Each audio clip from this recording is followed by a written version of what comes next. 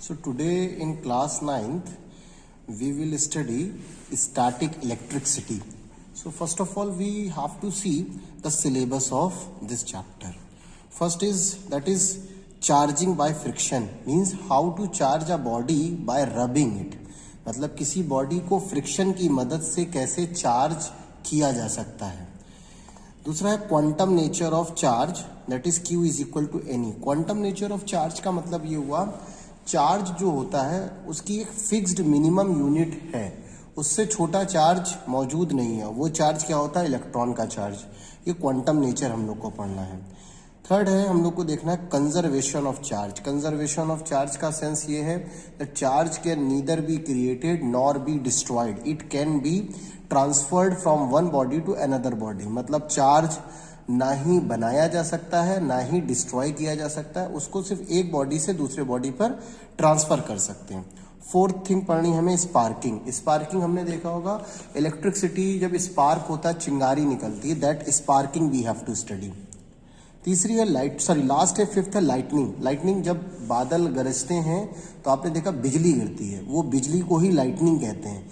तो ये टॉपिक हमें पढ़ना है. तो फर्स्ट थिंग हम लोग देखते हैं कि एक्चुअली स्टैटिक इलेक्ट्रिसिटी है क्या चीज़, उसके बारे में हम लोग पहले देखते हैं. देखिए जब भी चार्ज स्टेशनरी होता है तो चार्ज अपने आसपास दूसरी चार्ज बॉडी पर अट्रैक्शन या रिपल्शन लगाता है. ठीक, चार्ज चल तो रहा नहीं, अगर चार्ज एक्सेलरेट है तो वो मैग्नेटिक फील्ड प्रोड्यूस करेगा और वो करंट में तब्दील हो जाएगा. मतलब एक चलता हुआ चार्ज करंट बनाता है, बट रुका हुआ चार्ज करंट नहीं बनाता.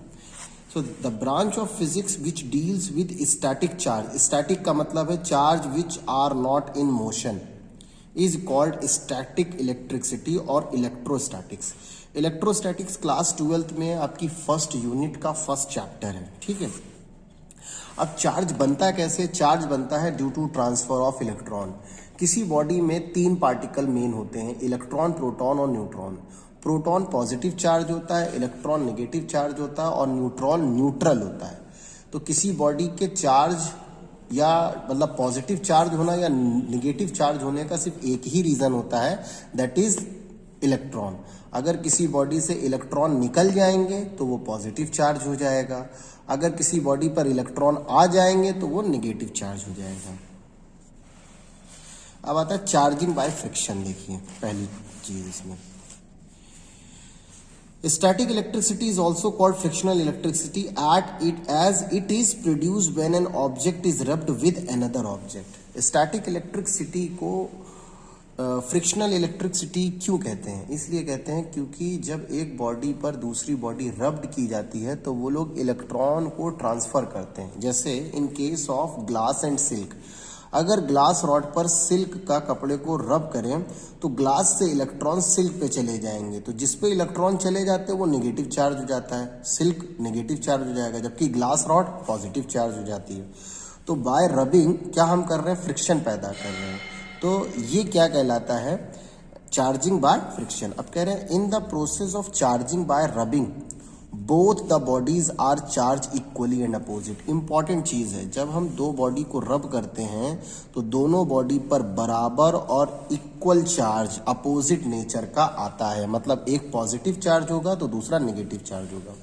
The charging has been possible because of transfer of charge from one body to another body and there is no creation of charge. क्या रबिंग से नया चार्ज बनता है? नहीं, नया चार्ज नहीं बनता. एक बॉडी इलेक्ट्रॉन लॉस करती है और दूसरी बॉडी इलेक्ट्रॉन गेन करती है. ठीक है, अब इसी में है देखिए जो ग्लास रॉड है उससे इलेक्ट्रॉन निकलते हैं तो वो पॉजिटिव चार्ज हो जाता है और जिसमें इलेक्ट्रॉन जाते हैं वो नेगेटिव चार्ज हो जाता है. तो चार्ज हमेशा सिर्फ 2 तरह के होते हैं, positive charge, negative charge. Positive charge repel करते हैं, नेगेटिव चार्ज रिपेल करते हैं, जबकि पॉजिटिव और नेगेटिव अट्रैक्ट करते हैं.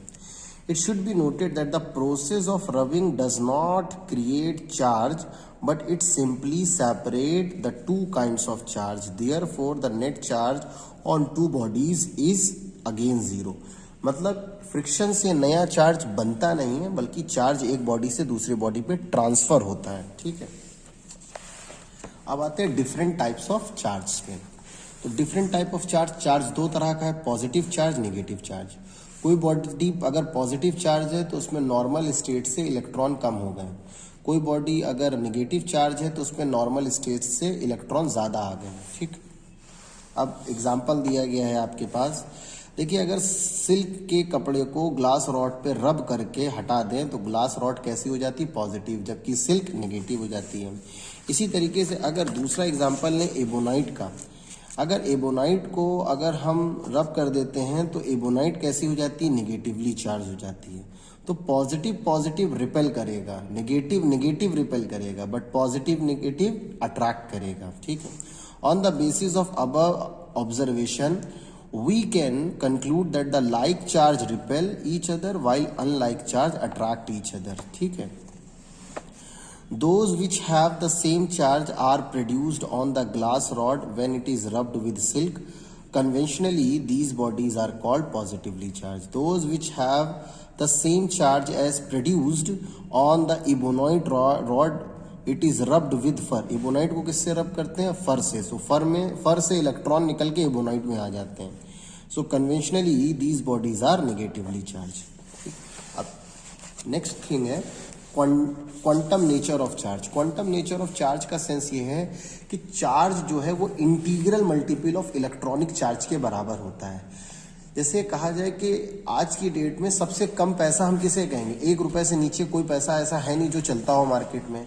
अगर किसी बच्चे को हम मिनिमम कुछ पैसा देना चाहें तो हम 1 रुपए से छोटा अमाउंट नहीं दे सकते।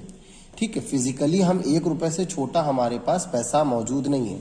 अगर हम किसी को 10 रुपए देना चाहते हैं तो एक एक के 10 सिक्के दे दें, मान लीजिए बाकी सारे बड़े नोट हटा दें मार्केट से, सिर्फ एक के सिक्का ही चले मार्केट में।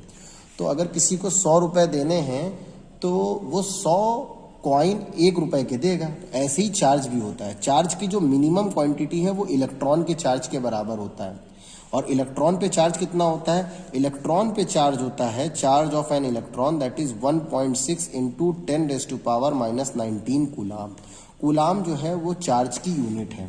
एक इलेक्ट्रॉन पे ये चार्ज होता है। तो दुनिया में कोई भी चार्ज हो वो इलेक्ट्रॉन के चार्ज के इंटीग्रल मल्टीपल के बराबर होगा। मतलब किसी बॉडी में या तो 3 इलेक्ट्रॉन ज़्यादा होंगे या 3 इलेक्ट्रॉन कम होंगे, या 3000 इलेक्ट्रॉन ज़्यादा होंगे या 3000 इलेक्ट्रॉन कम होंगे, या 5990 इलेक्ट्रॉन ज़्यादा होंगे या इतने ही इलेक्ट्रॉन कम होंगे। मतलब हाफ, 1.5, 2.5, क्वार्टर, ये नंबर एग्जिस्ट नहीं करते चार्ज में। तो इसमें एक फॉर्मूला होता है Q is equal to NE। N क्या है, इंटीग्रल नंबर, दैट इज 1, 2, 3। कोई भी चार्ज है वो इलेक्ट्रॉन के चार्ज में n का मल्टीप्लाई करके हम ऑब्टेन कर सकते हैं। The SI unit of charge is coulomb. अब क्वांटम नेचर क्या है इसको याद कर लीजिए। According to quantum nature of charge, electric charge always occur as an integral multiple of electronic charge. Important है ये।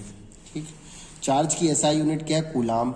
अगर पूरा नाम लिख रहे हैं तो C स्मॉल लेटर का बनाएंगे, और अगर सिर्फ सिंबल दे रहे हैं तो C कैपिटल बना देंगे। ठीक, छोटी यूनिट क्या होती है, millicoulomb, that is 10⁻³ coulomb. Microcoulomb that is 10⁻⁻6 coulomb. ठीक, नेक्स्ट आता है कंजर्वेशन ऑफ चार्ज। अब कंजर्वेशन ऑफ चार्ज हमने बताया, charge can neither be created nor be destroyed, it can be transferred from one body to another body. Charge ना बनाया जा सकता है ना मिटाया जा सकता है, ये सिर्फ एक बॉडी से दूसरी बॉडी पे ट्रांसफर होता है। तो क्या लिखेंगे, according to the law of conservation of charge, charge is neither created nor destroyed but it can be transferred from one body to another body. याद करके लिख लेंगे इसे। अब आते हैं स्पार्किंग। देखिए ये इसकी एक्सरसाइज है जो पीछे पढ़ाया, इसी पे बेस्ड न्यूमेरिक क्वेश्चन है, इसको करिएगा। जो ना आए आप इस वीडियो के नीचे में कमेंट करके आप क्वेश्चन पूछ सकते हैं। ठीक है, ये बुक आपके पास होगी। अब आते हैं स्पार्किंग। देखिए स्पार्किंग क्या है, what is sparking? An electric spark is an electric discharge. जब इलेक्ट्रिक जो चार्ज है वो डिस्चार्ज होता है किसी कंडक्टर से तो स्पार्क पैदा करता है। Flow of electric charge through air और वैक्यूम, कहाँ, एयर या वैक्यूम में, और any other gases, this phenomena is called sparking. जब इलेक्ट्रॉन्स किसी चार्ज बॉडी से निकल के एयर या वैक्यूम में डिस्चार्ज होते हैं तो वो स्पार्क पैदा करते हैं, दैट इज कॉल्ड स्पार्किंग। ठीक, फिर आता है लाइटनिंग। तो लाइटनिंग क्या चीज़ है? During a thunderstorm clouds get electrically charge. जब तूफान आता है तो गहरे बादल छा जाते हैं, तो बादल फ्रिक्शन की वजह से चार्ज हो जाते हैं। कैसे चार्ज होता है? Upper part of thunder storm, मतलब बादलों का जो ऊपरी हिस्सा होता है, हैज मोर पॉजिटिव चार्ज, उस पर पॉजिटिव चार्ज ज्यादा होता है, while the lower part has the more negative charge. ऐसा क्यों होता है? क्योंकि अर्थ जो है वो जीरो पोटेंशियल पे माना जाता है और अर्थ नेगेटिव चार्ज को अट्रैक्ट करती है, ठीक है। तो बादलों में जो नेगेटिव चार्ज होता है वो बादलों के निचले हिस्से में आ जाता है अर्थ की तरफ अट्रैक्ट होने की वजह से, और पॉजिटिव चार्ज ऊपर शिफ्ट हो जाता है। दस a potential difference is created. Potential difference का मतलब होता है जब किसी जगह पर इलेक्ट्रॉन बढ़ जाए और दूसरी जगह पर इलेक्ट्रॉन कम हो जाए, तो उसे हम कहते हैं potential difference. A few thousand volt is developed. दोनों लेयर के बीच कुछ 1000 वोल्ट का पोटेंशियल डिफरेंस क्रिएट हो जाता है between the lower region of the cloud and the earth, और between the two parts of the cloud. Due to high potential difference insulation of air breaks. अब बादल और जमीन के बीच, अर्थ के बीच सिर्फ एयर होती है, तो एयर का जो इंसुलेशन होता है ये टूट जाता है, and the electric discharge takes place. तो वो इलेक्ट्रिक जो चार्ज होता है वो एयर में डिस्चार्ज होने लगता है, अर्थ की तरफ ट्रेवल करने लगता है। This discharge produce a called lightning, और ये क्या कहलाती है? लाइटनिंग कहलाती है। तो लाइटनिंग को येलो कलर के बॉक्स में भी दिया गया है। लाइटनिंग एंड थंडर, अच्छा ये चीज पूछी जाती है, during the thunderstorm lightning and thunder both occurs simultaneously, but first we see lightning, but after some time we listen the thunder. Reason behind is that the speed of light is far more than the speed of sound. So lightning and thunder are produced simultaneously, but the sound of thunder reaches to us later after the lightning is seen, because the sound travels very slowly and hence it takes a few seconds to reach earth या our ears. ठीक, फिर आता है effect of lightning.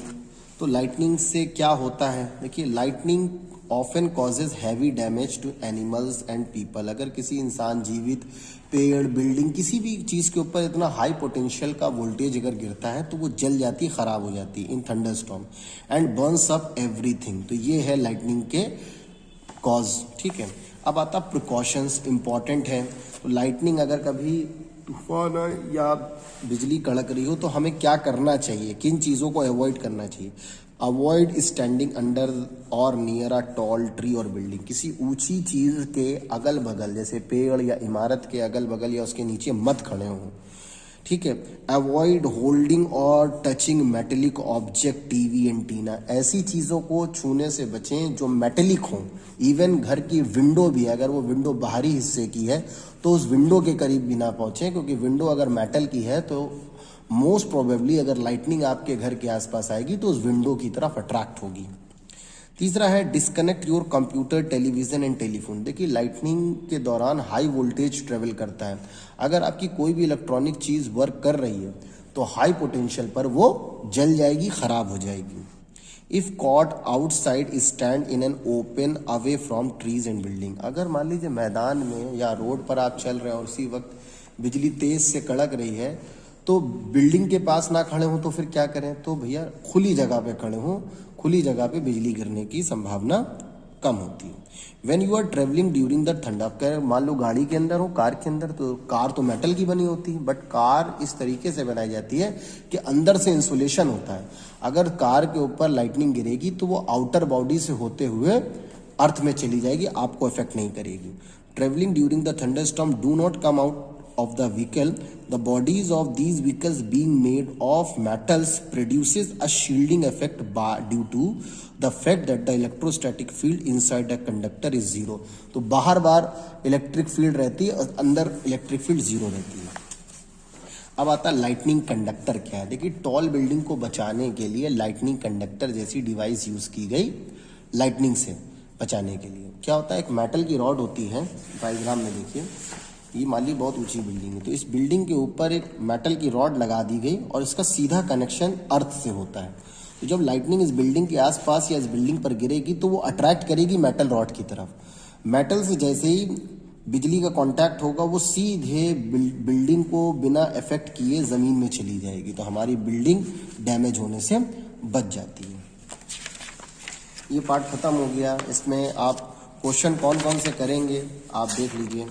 जैसे बता देते हैं, पहला क्वेश्चन कर सकते हैं, what is mean by static electricity.